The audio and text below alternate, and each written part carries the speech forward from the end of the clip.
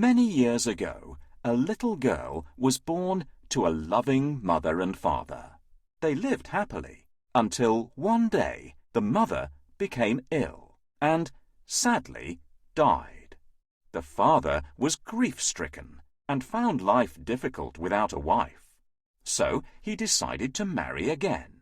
His new wife had also been married before and had 2 daughters, Camilla and Daniela. He hoped that they would all live happily together as a family. But this did not happen. It soon became clear that neither his new wife nor her daughters liked his daughter very much, and they began to be very unkind to her. They made her do all the housework. At night she was forced to sleep in the kitchen, where she would curl up near the cinders of the fire to keep warm. So they called her Cinderella. One day, Cinderella was busy washing and ironing in the kitchen when her 2 stepsisters burst through the door. "Where are my clean clothes? Iron this dress now," demanded Camilla. "First, you can tidy my room and clean my shoes," cried Daniela. "No, me first," screamed Camilla. "No, me!" shouted Daniela. Then they both began to fight. Daniela pulled Camilla's hair. Camilla pinched Daniela. Daniela kicked Camilla, and Camilla yelled so loudly that Cinderella had to run quickly to steady the china on the dresser. "What is going on?" Cinderella's stepmother appeared at the door. "What is all this screaming about?" Her daughters stopped immediately and pointed to Cinderella. "She won't iron my dress," said one. "She won't clean my shoes," said the other. "She is mean and spiteful to us," they both added. Cinderella's stepmother glared with a face as cold as iron. "Cinderella, this is disgraceful. I shall tell your father what a lazy, nasty girl you are." She then put her arms around her 2 daughters, saying, "Don't you worry, my darlings. I have a very special treat for you both." Daniela and Camilla smiled very satisfied smiles. Then they turned to Cinderella and pulled very rude, ugly faces before leaving with their mother. My stepmother always gives me a lot of work to do. I have to polish the kettle until it shines, make the dinner and wash the pots, wash the clothes and mend the socks. I wish I had some help. Can you help me?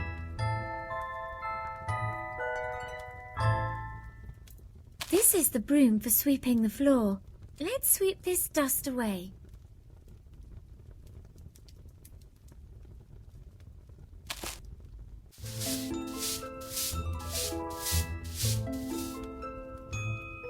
Thank you.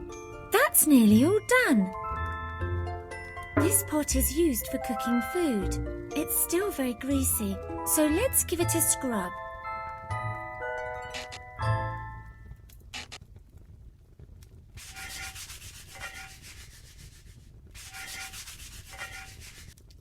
There's just one more job to do. Let's do it.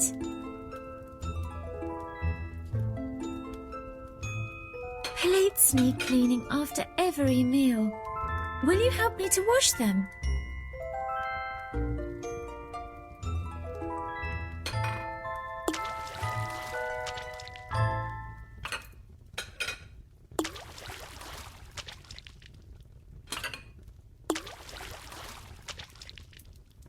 Well done! You've been a great help. All my jobs are done and everything is nice and clean. "Cinderella, where are you hiding? I see you're lazing around again. Come here, I have a task for you." "We've been invited to the ball at the palace, and you have to help us get ready." My stepmother always gives me a lot of work to do. Cinderella was on the verge of tears when she noticed that her stepmother had left something on the kitchen table. It was an invitation. She picked it up, wiped away a tear, and read, His Royal Highness, the Prince, cordially invites you to attend the Royal Midsummer Night's Ball. At the Palace, evening dress essential. RSVP. Oh, how wonderful it would be, she thought, to go to a ball dressed in a beautiful evening gown and maybe even meet the prince. She began to imagine the scene, the magnificent palace with its majestic towers, the glittering ballroom, the guests looking glamorous, and the music. Oh, what beautiful music there would be! The dancers would be swirling and gliding across the dance floor, and of course the prince would be there, looking handsome and charming. He would see her and make his way across the ballroom and... Suddenly her stepmother returned. Give that to me! How dare you read my mail? As she snatched the invitation, she said, Don't think that you'll be going to the ball, because you won't. You have far too many chores to do. Get on with your work, you idle girl. When her stepmother had gone, big tears started to trickle down Cinderella's face. She had thought to tell her father how badly she was treated, but felt he might not understand and be disappointed with her. It was her stepmother's word against hers. Sometimes it was more than she could bear. Cinderella, you had better make us look stunningly beautiful. Find me a fabulous ball gown so the prince can't take his eyes off me. I have made them a wardrobe of different dresses. Will you help me to choose the best ball gowns for them? I'm first. Let me try this one.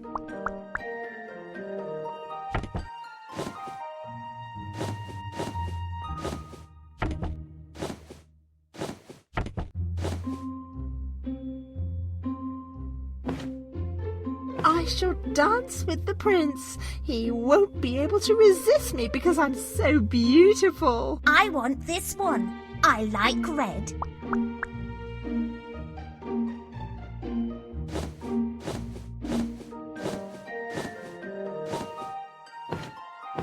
I shall sweep the prince off his feet as I glide along in my beautiful silk chiffon.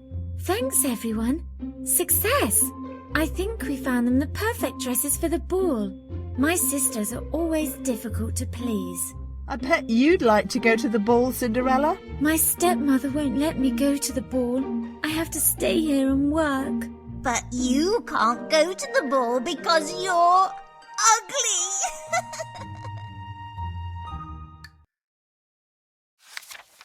During the following weeks, Cinderella was kept busy making new ball gowns for her stepsisters and stepmother.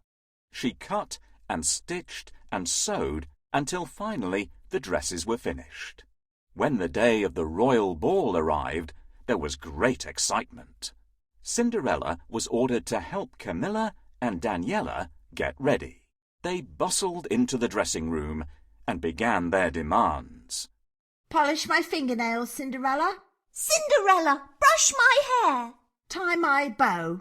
Straighten my dress. Find my petticoat. Fasten my buttons. Fetch my shoes. Do it now. Poor Cinderella rushed here and there, trying to do everything she could for her stepsisters. She dressed them beautifully in their new ball gowns. Camilla's gown was made from the finest gold and blue silk, and Daniela's from red and gold satin. They both put on their richest jewels, their rings and necklaces of pearls and diamonds.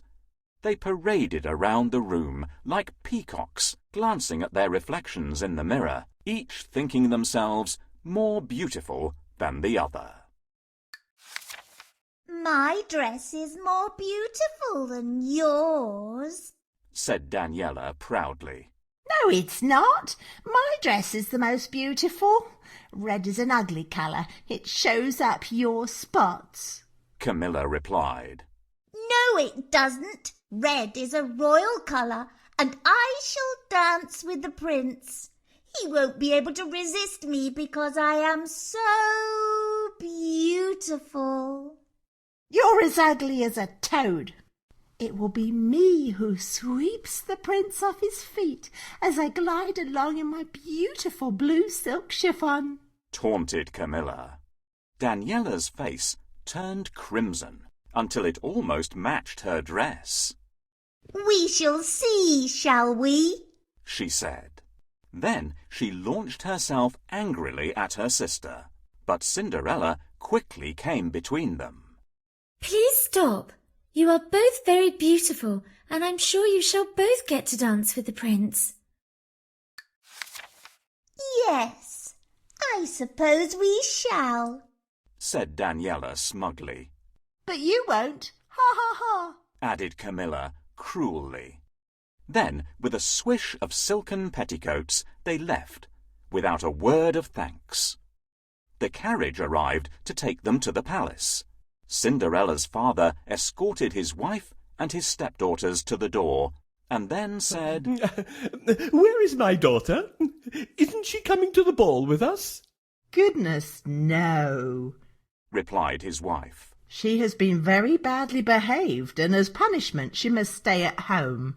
Her husband shook his head. What a pity. She used to be such a good, sweet child. Cinderella watched as the carriage drove away, and she felt a deep sadness in her heart. She sank down by the fireside, and this time she could not stop the big, sorrowful tears. She wept pitifully. Oh, why can't I go to the ball? I wanted to go so much. Why must I be treated so unfairly? I wish my mother was here to care for me. Oh, how I wish I could go to the ball. All of a sudden, there was a flash of blue light, and there beside her stood a beautiful lady, whose dress of shining midnight blue sparkled like starlight. She held a twinkling fairy wand and looked at Cinderella with the sweetest smile. And you shall go to the ball, dearest girl. Don't be afraid, Cinderella. Your mother has sent me to grant your wish. I am your fairy godmother, and am here to care for you. Cinderella was so amazed that she found it hard to speak at first. Oh, thank you. This is very kind of you. But how can I go in these old clothes? And however shall I get there? Follow my instructions precisely, and all shall be well. Fetch me quickly the 4 mice, 2 lizards, and the friendly grey rat that you keep as pets, and the largest pumpkin you can find. Cinderella did as she was asked, and when the creatures and the pumpkin were all assembled, the fairy godmother waved her magic wand, saying, No more pumpkin, rat, lizards, and mice to be seen, but a golden coach and horses, fit for a queen. Then, with a puff of magic smoke, Cinderella found herself outside. Standing before her was the most glorious golden coach. It was pulled by 3 white horses that held their plumed heads high against the evening sky. There were also 2 smart and very well-turned-out footmen to attend her, and a white-whiskered coachman to drive the coach. It was indeed fit for a queen. Good heavens! Exclaimed Cinderella, and then she noticed her ragged apron. Don't you worry about that, said her fairy godmother softly. Now close your eyes and stand very still. She waved her magic wand a second time, saying, No more an old and ragged dress, but a beautiful gown fit for a princess. There was a silver flash of light, and when Cinderella opened her eyes, she was amazed. Her rags had been transformed into the most fantastic... Now before you go, please listen carefully, Cinderella. My magic will only last until midnight, so you must be home before the clock strikes 12. Here's your invitation. Off you go now and enjoy yourself. But remember what I have said. Cinderella smiled and nodded. The coachman opened the coach door, and she was taken swiftly to the palace. You shall go to the ball, Cinderella. How can I go in these old clothes? And however shall I get there? Follow my instructions precisely and all shall be well. Fetch me quickly the 4 mice, 2 lizards, and the friendly grey rat that you keep as pets, and the largest pumpkin you can find. I wonder why the fairy needs the pumpkin and lizards. Let's find them.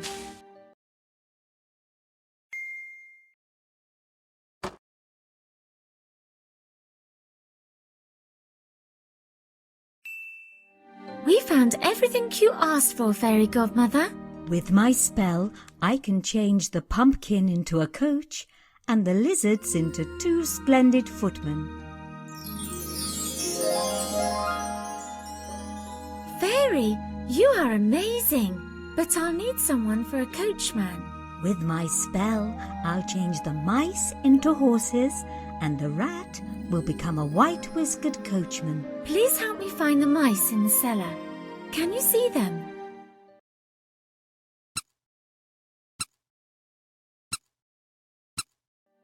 Well done! We found everything. No more pumpkin, rat, lizards and mice to be seen, but a golden coach and horses fit for a queen. No more an old and ragged dress, but a beautiful gown fit for a princess. This is wonderful. I feel like a princess. You shall have the most magnificent magical ball gown. I've never seen such a fantastic ball gown. We're almost finished. Look in the coach and see what you can find. Put on your shoes and off you go to the palace to enjoy yourself.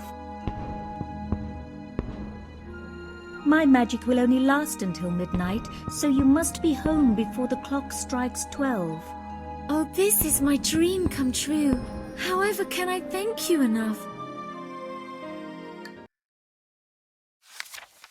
As she approached the palace, Cinderella could hear the orchestra playing a lilting and melodious waltz.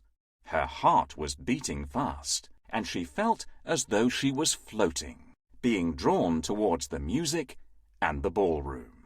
She waited at the top of the stairs to be announced, and a hushed silence fell amongst the guests. The conductor dropped his baton, and the orchestra stopped.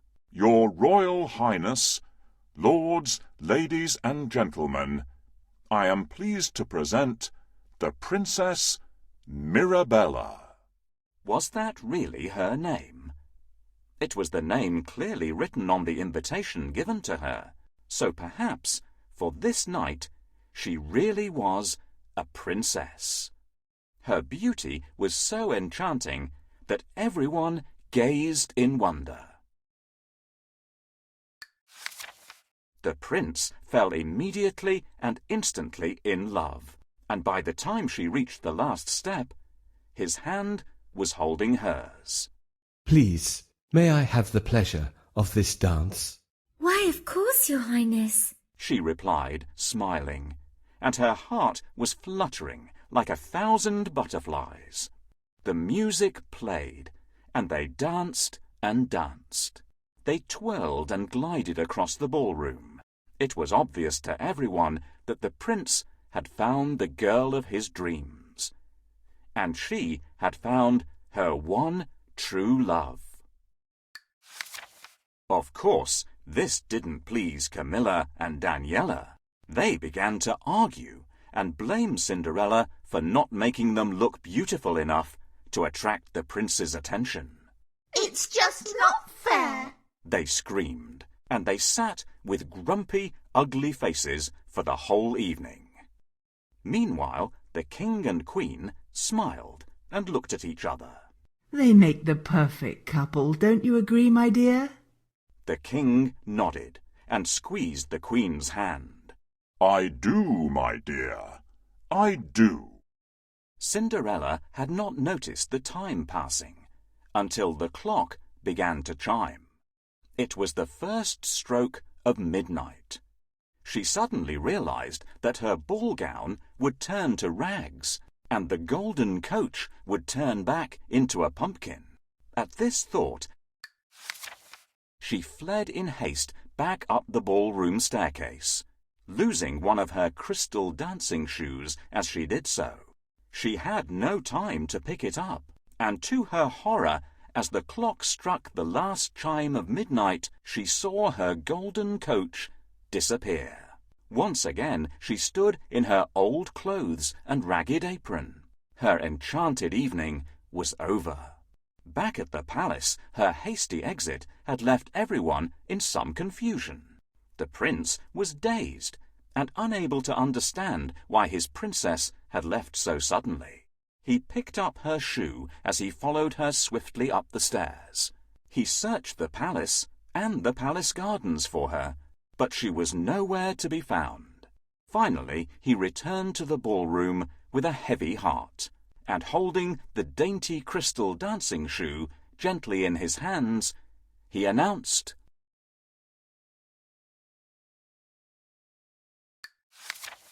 I shall search the kingdom far and wide, and whosoever the shoe fits shall be my bride. The guests began to leave. The evening was over. Oh no, it's midnight already. I must run away quickly before my dress turns back into my old ragged clothes.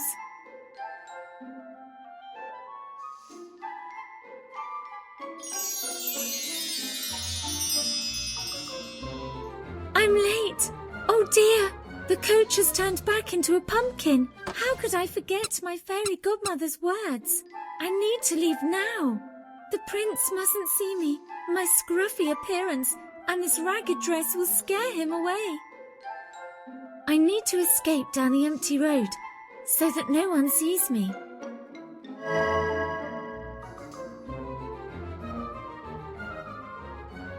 A golden key can open any door.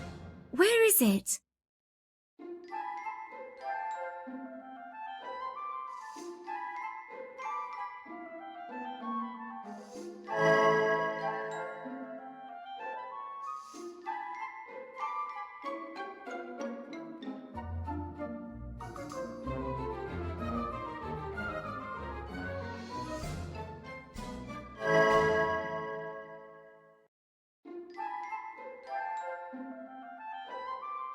Thanks, everyone. Where has she gone? Why did she run away? She is the girl of my dreams. I must find her. Oh, look, this is her crystal shoe. It must have slipped off her foot as she ran away. I shall search the kingdom far and wide, and whosoever the shoe fits shall be my bride. The following day, the whole kingdom woke to rumours of the crystal shoe, and of how the beautiful and mysterious princess had stolen the prince's heart. They learned how she suddenly left him as the clock struck midnight, and how a royal search party for the girl whose foot would fit the crystal shoe had been organised. It was ordered that all the young ladies in the kingdom were to try on the shoe.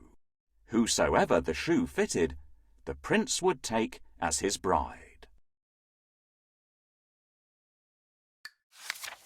There were squeals of delight from the stepsisters when they heard that the prince's messenger was on his way. My foot is going to fit. I just know it, squeaked Camilla, gazing at her painted toenails. I'll be surprised. Hooted Daniela. You have feet like gibbers.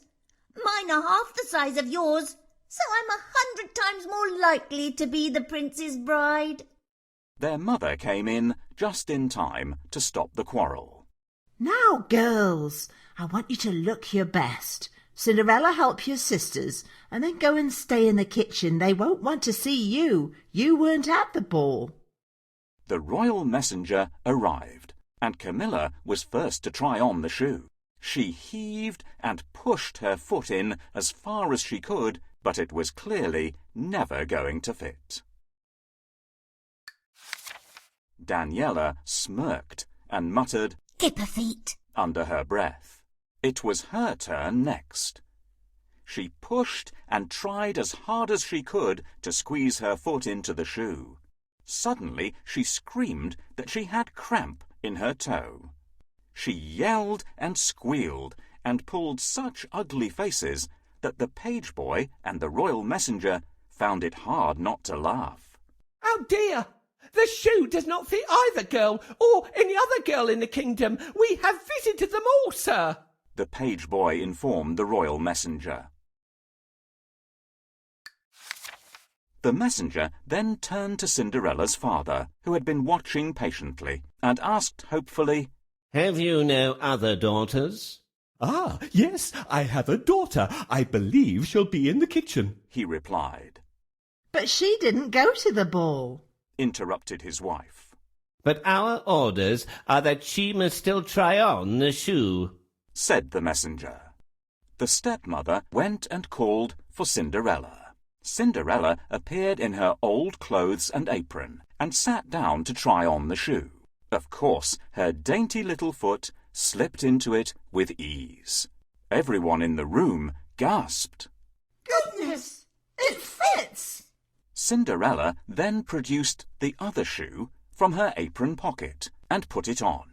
There was a flash of blue light, and once more she appeared in her ball gown, as beautiful as ever before.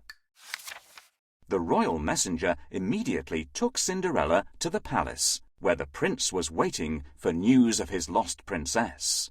"Success, your royal highness. We have found the girl whose foot fits the crystal slipper," reported the messenger.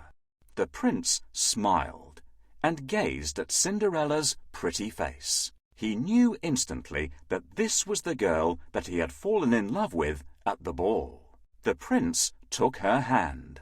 My dearest Mirabella, will you do me the greatest honour and be my bride? Cinderella nodded and smiled. She could hardly believe what was happening to her. Her stepmother fainted. When she came to, she was angry at Cinderella's father for telling the royal messenger about his daughter. They would certainly have chosen one of my daughters to marry the prince if that dreadful Cinderella hadn't appeared. So, in a huff, she packed their bags, took all the money, left with her 2 daughters, and they were never seen nor heard of again. "Please, ladies, try on the shoe." Me first? Your feet won't fit. They're much too big. Me first? My foot is going to fit. I just know it. "Can you stop the quarrel? Tap on the sister that you think should try on the shoe first." Ah! Ouch! My foot is stuck. Help! "The shoe doesn't fit you, lady." Oh no! It's too small. It won't even fit my big toe. Please, may I try? How can it be your shoe? You weren't at the ball. "I have been ordered to search the kingdom far and wide, and whosoever this shoe fits shall be the prince's pride." She can't be the princess at the ball. I don't believe it. "My lady, the shoe fits perfectly. I will take you to the palace where the prince is waiting for you." This dress is beautiful. This is wonderful. I feel like a princess.